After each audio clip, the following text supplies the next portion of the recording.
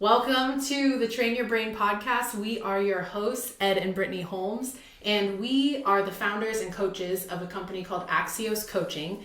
And we started this podcast, Train Your Brain, to give you a little bit of what we do with people one-on-one in your back pocket. Yeah, the whole goal of Axios Coaching is to help you get unstuck. And unstuck why?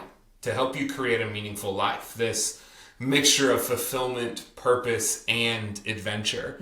So during this podcast, we're going to cover an infinite amount of topics that allow us to keep moving our lives forward into something that's meaningful and matters to us. Yeah, let's get into it.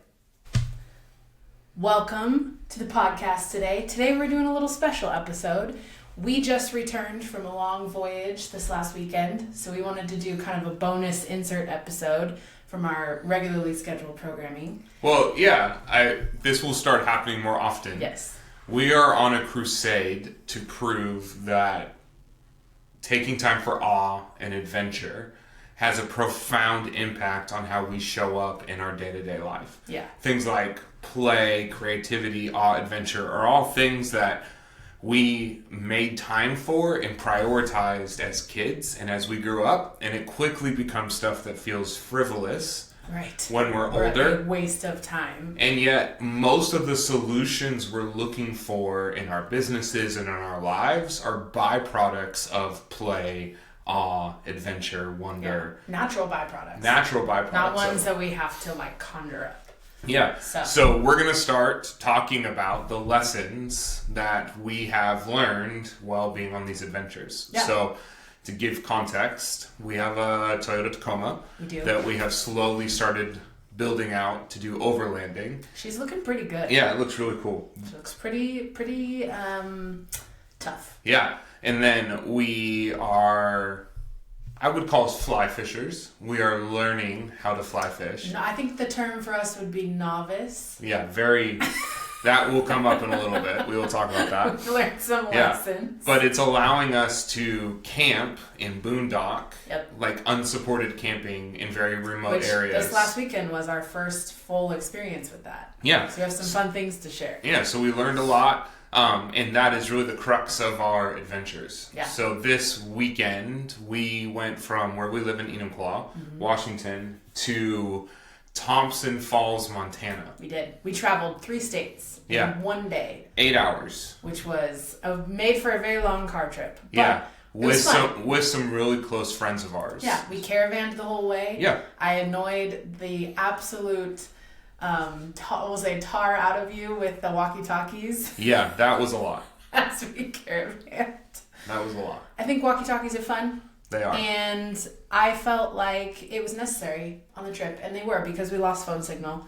And so it was how we stayed in communication. So let's get though into some of the big things that came up for us as we were driving home. Yeah, there was a lot actually. As we were reflecting on the drive back, we were like, man, we actually left with a lot of things that we feel like God showed us and enhanced during our time there. Yeah. So one of the biggest things that we were talking about on the drive home is how much we realized, even with all of the steps that we've taken, which we have done a lot the last couple of years, to eliminate distraction and to be more present and to really put stronger parameters around our tech and how we interact with that.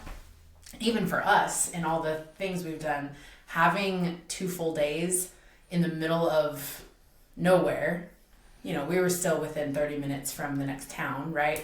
But we had no phone signal, so our phones were virtually useless. And at one point after the first day, I just powered mine off and left it locked in the truck because I didn't need it. And that felt really freeing. And we realized how much it enhanced even just these simple moments of connection with our friends Chad and Carly that we went on the trip with. And even during meal times when we're sitting around just enjoying the food that we just prepared and kind of looking at the scene around us and stories that it spark, right? Because playing cards. Yeah, because we weren't on our phones. Yeah, and then contrasting that with when we go to dinner with friends in town. Right. right? And how we get a notification or someone needs something from us. Well, yeah, we were talking about that right before we hit record, where I may have my phone in my pocket, but then I feel my wrist vibrate. Right. And then it's a notification. Yeah, because I get a notification, and now my brain is telling me that I need, and inevitably it's an app I forgot to turn the notifications off for. Right. Right? It's not even anything important. Yeah. So we were really challenged about, again, as good as we've gotten with our tech, am I more with my phone than I am with the people that I'm in physical proximity with? Yeah. And what's it look like to continue to level up when I'm with someone? I'm with them. We learned this phrase from our business coach, is my head where my ass is, right? Because my phone allows my head to be anywhere other than here. 100%. And I think I'm realizing for me how easy it is to forget like how quickly it can happen. Even with the best intentions, it's like one notification and my brain can be somewhere else. Yeah, if I'm picking up my phone, then I'm doing text, email, like, just even realizing I haven't done social media in a while.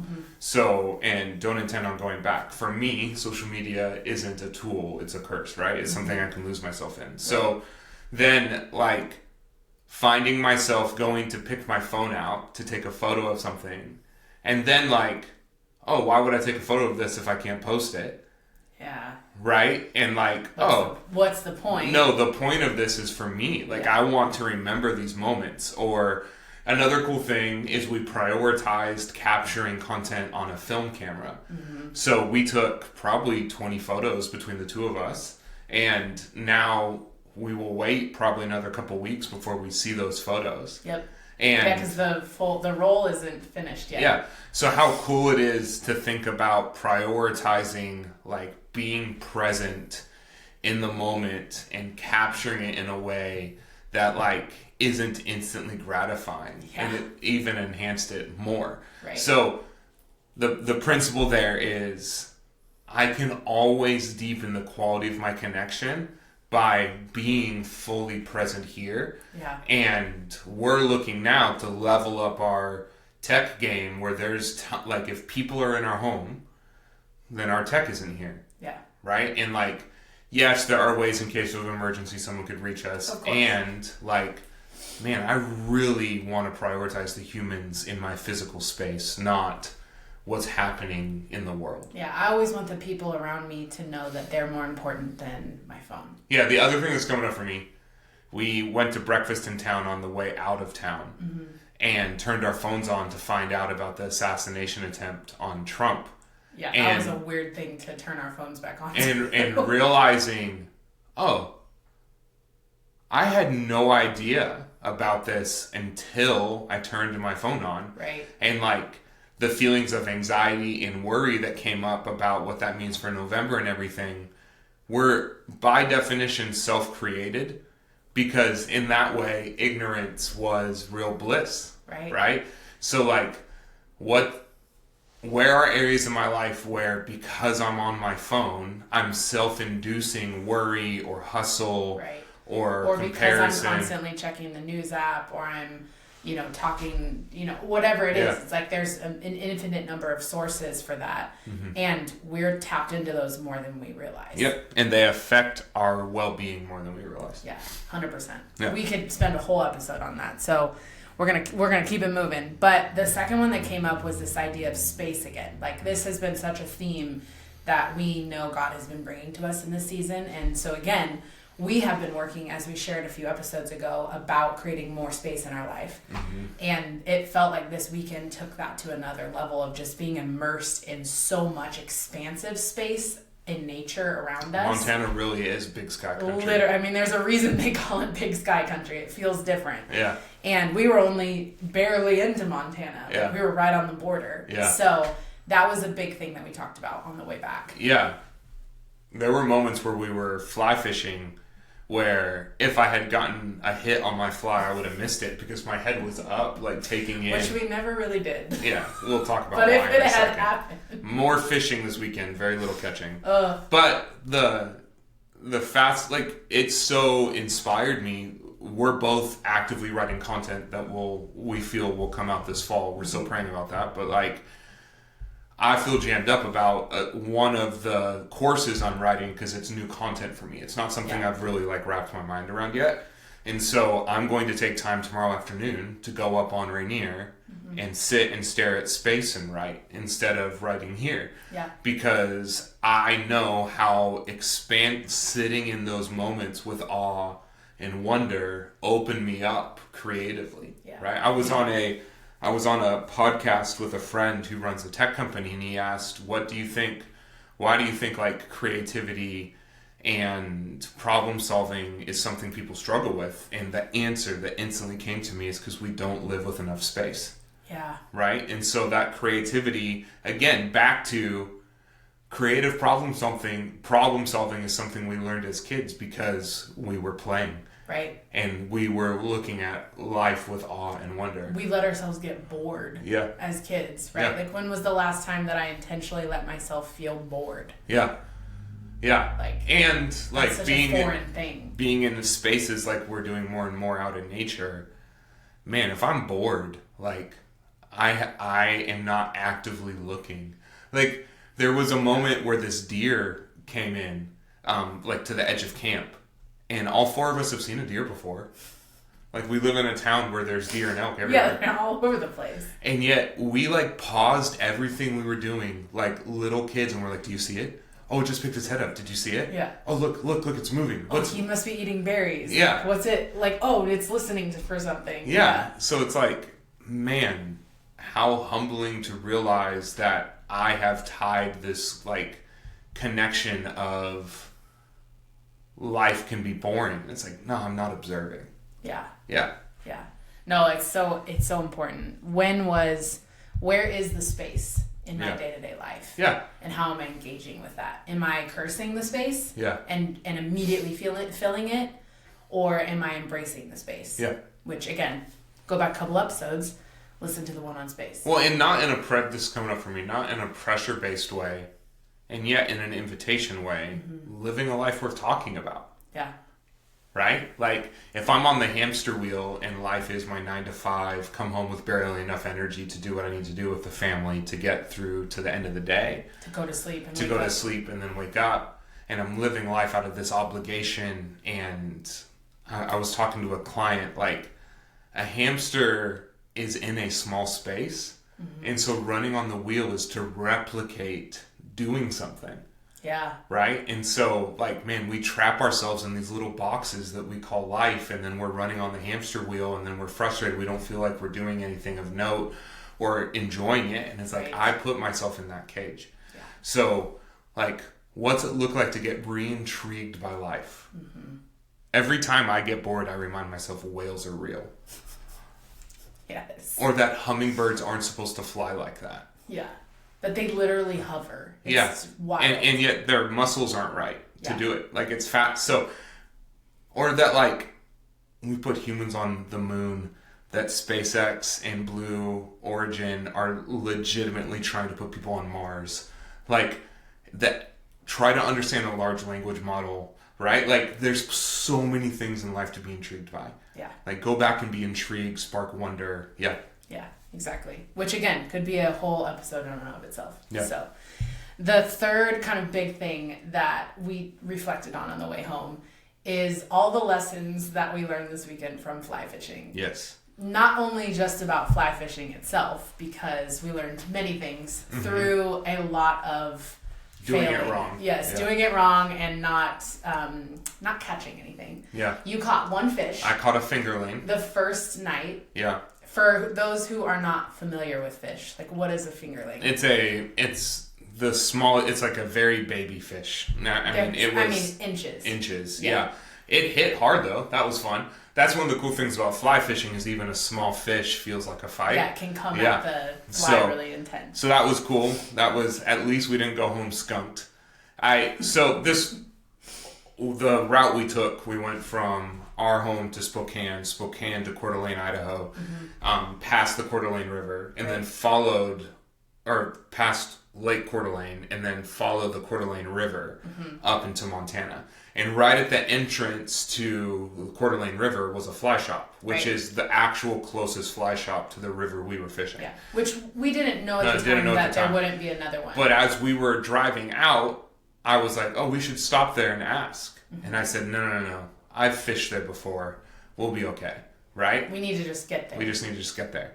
And there was one point where we were at a fishing hole and we could see fish. It's so infuriating. I could see fish. It felt like we literally would have been more successful to just try and reach our hand in the water and grab one.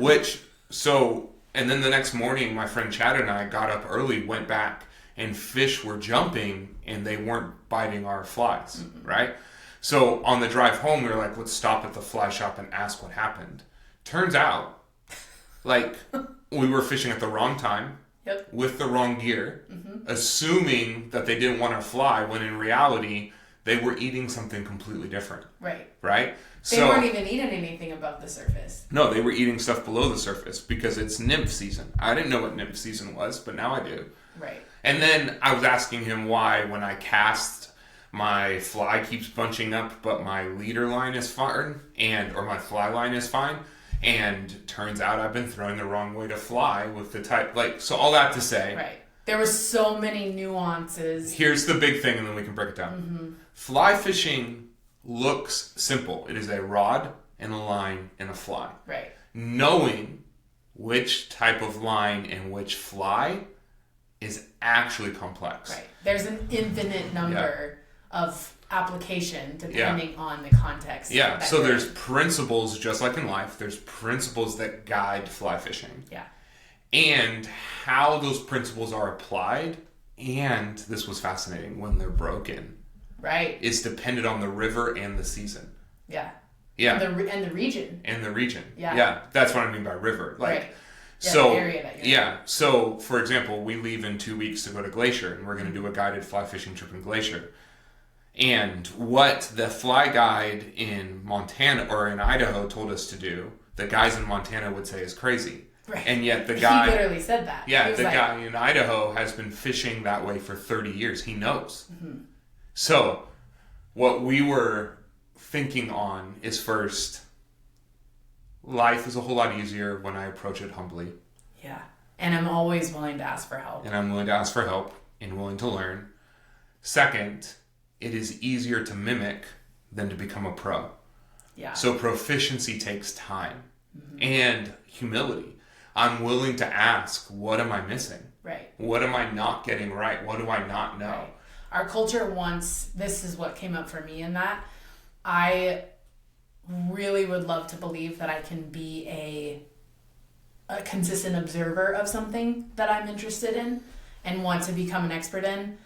And in reality, observing doesn't teach me anything other than, I don't want to say it doesn't teach me anything, but there is no... Well, it gives me knowledge, but not wisdom. Exactly. Yeah. Yes. So I have read a bunch.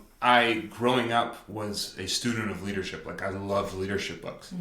It wasn't, and I still do. It wasn't until I led a staff of 150 that I actually started to develop some wisdom on I read that and I tried to apply it here, but there's nuance in the application. Yeah, it's different.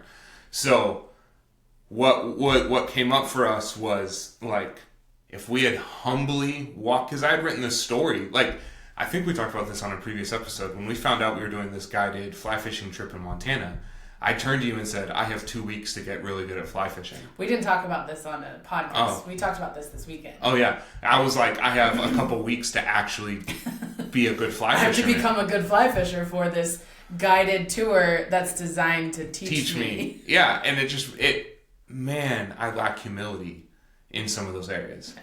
Where am I willing to come in low and say, I have no idea what's going on. Right. And even with your cousin, him critiquing how I cast, and him and I started fly fishing at the same time, and being willing to take feedback from someone that's a little bit further ahead of me.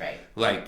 Man, am I willing to, and do I want to be, what's my commitment level? Am I more committed to looking good or being good. Right. And I want to get it right. Yeah. Because I don't want another weekend where I'm staring at fish and not catching them. And it will probably happen. Yeah. Like, so that's the truth. It will probably happen again. So this guy we were talking to runs a fly fishing shop. He does guided tours on the Coeur d'Alene River. Mm-hmm. He said anytime he goes to fish a new part of the country, he always hires a guide on the first day. And he's been fly fishing for 30 years. Yeah. Because he knows, he's learned that every single area, every single river, and type of fish in that river are different. Yeah. The last thing, at a more meta level, he was a reminder of find your passion and work it. Yeah. Like, that guy hadn't worked a day in his life. No. He was having the time of his life. And he was a teacher who happened to teach fly fishing. Yeah. Because, like... And was not in scarcity at all. No, he would have... We bought $7 worth of flies Yeah. from him because we didn't need anything else. Yeah. And he spent 20 minutes teaching us stuff, and he would have gone all day. Oh, we 100%. ended the conversation because we needed to drive home. Right. He would have given us 30 years of knowledge if we had stood there and listened long enough. Yeah. Yeah, and that's what happens when I'm in my purpose, right? Like, I was talking to a client about this the other day. Like, when we're rooted in purpose, my seasonal call, like how I express that, always has meaning and I can always enjoy it. But when I don't know why I'm here fundamentally, like there's a purpose for me to be sucking air on earth. Yeah. If I'm not clear on what that purpose is, then I'll confuse what I'm doing for why I'm here. Yep. And then if what I'm doing isn't rooted in purpose, it starts losing its meaning. And then I don't have fun anymore. Right? But I feel, having experienced that guy, if he was a janitor to a fly fishing guide to a politician, he would have been rife with purpose because he was like in his sweet spot. 100%. Yeah. That was such a cool thing to witness as a it really felt like the culmination of the trip. Yeah, to learn from him. Yeah, it almost felt like we went on that trip to have that moment. Like, that was a cool moment. Yeah, it was. Yeah. So, to wrap this up, because there's so many things that we could share, so many more things, and photos, and just really funny moments. So, some questions to consider as you're listening to us talk about this trip and some of these principles and lessons we walked away with. First one, what would it look like for me to experiment this week?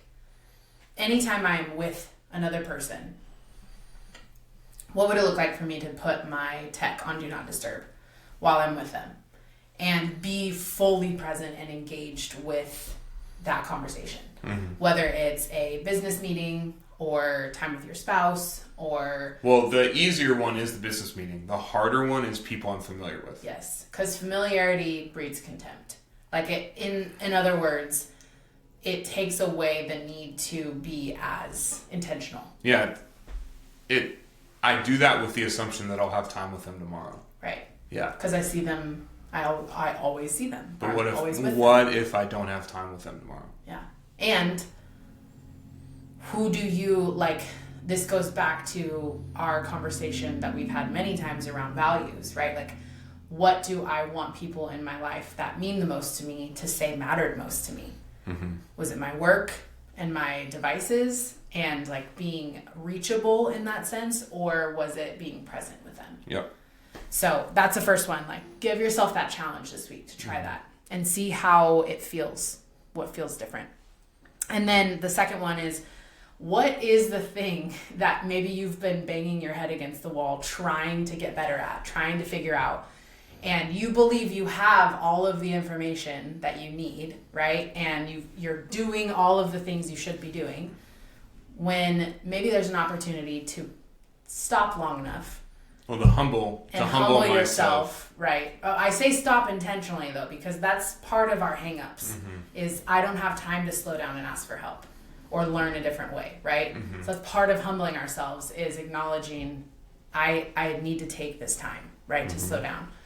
And what could it look like to ask for help from someone who has gone before you in that area and has more experience? Yeah, so we call them believable parties. Right. So whose action is matched intent long enough to get lasting results. Right. Us stopping at that fly shop on the way out of town is such a small example of this, but it's such a real life application of how different might it have been for us this weekend if we had stopped there on the way in. Yeah. Right? And had that expert advice going into our time on, the Thompson River versus after the fact. Yep. Exactly. So, thank you so much for tuning in this week as we got to share about this trip with you, and we will see you again next week.